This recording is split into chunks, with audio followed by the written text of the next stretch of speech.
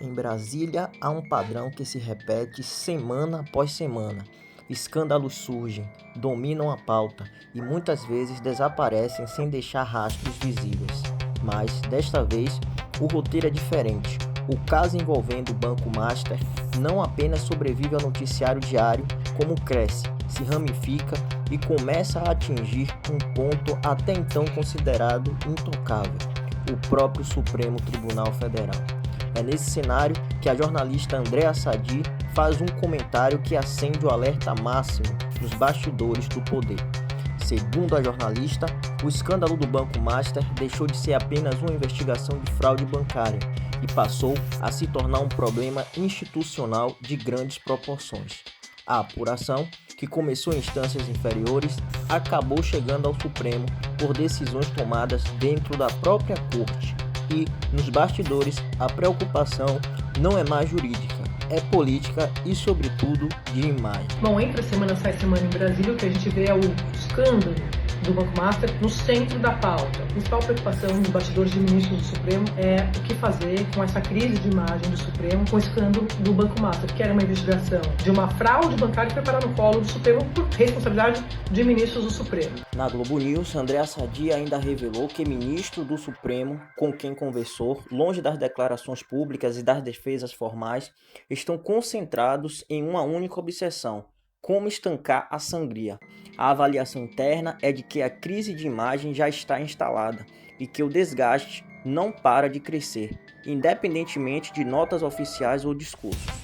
O ponto mais sensível, segundo a jornalista, é que esses ministros teriam sido avisados por investigadores sobre a gravidade do caso. Não se trata de uma apuração comum, nem de algo que possa ser controlado por decisões internas da Corte. A investigação, de acordo com essas fontes, tende a se expandir, com desdobramentos possíveis em São Paulo, no Rio de Janeiro e em outras regiões do país. Os ministros do Supremo com quem eu tenho conversado, apesar dessas defesas públicas da Corte que a gente está vendo, nos bastidores só se preocupam em como estancar essa sangria, quais são as saídas possíveis. Por quê? Eles foram avisados, segundo a apuração que eu fiz, por investigadores, da gravidade de como essa investigação vai se agravar e como essa investigação independe de decisões da Corte. Você pode ter desdobramento em São Paulo, você pode ter desdobramento no Rio, em outras regiões, como a gente viu, por exemplo, no caso da Rio Prévia na semana passada, e a investigação só vai crescer. Andréa Sadi destaca que, na visão de investigadores, o avanço do caso é inevitável. E mais, a permanência do ministro Dias Toffoli à frente da relatoria é vista nos bastidores como insustentável. Essa avaliação não parte da oposição nem de críticos externos, mas de integrantes do próprio sistema que acompanham de perto o ritmo da apuração. Diante desse cenário, começam a surgir discussões internas sobre possíveis saídas, e aqui, segundo a jornalista, não há espaço para soluções elegantes. Não existe saída honrosa. O que está sendo debatido é uma estratégia de contenção de danos, não de resolução definitiva. A principal alternativa, a principal discussão neste momento, de acordo com Andréa Sadi, seria uma saída para baixo, retirar o caso do Supremo e devolvê-lo à primeira instância. A lógica é simples e pragmática.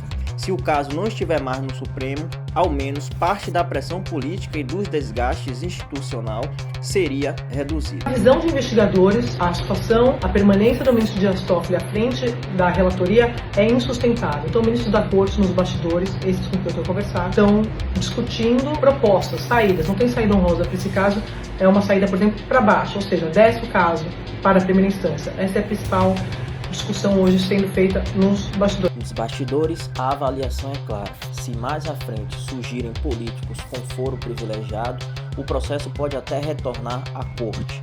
Mas, no momento, o objetivo central seria interromper o impacto negativo imediato sobre a imagem do Supremo.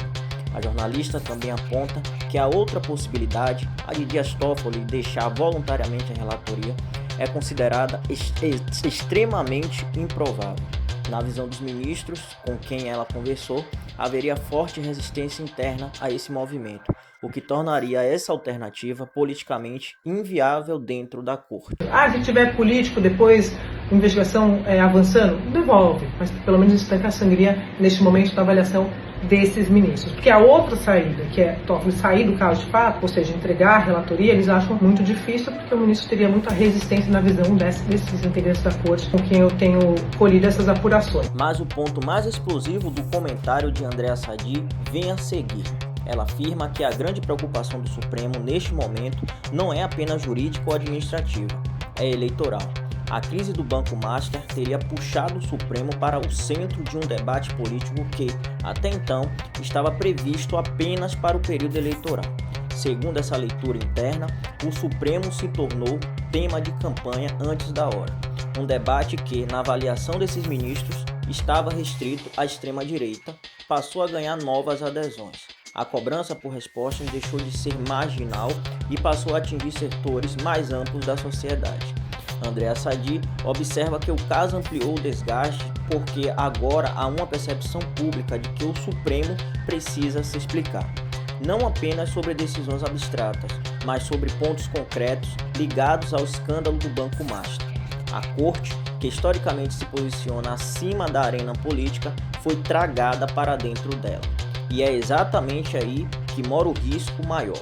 Nos bastidores, o temor é que o Supremo deixe de ser apenas árbitro e passe a ser personagem central de um debate eleitoral polarizado.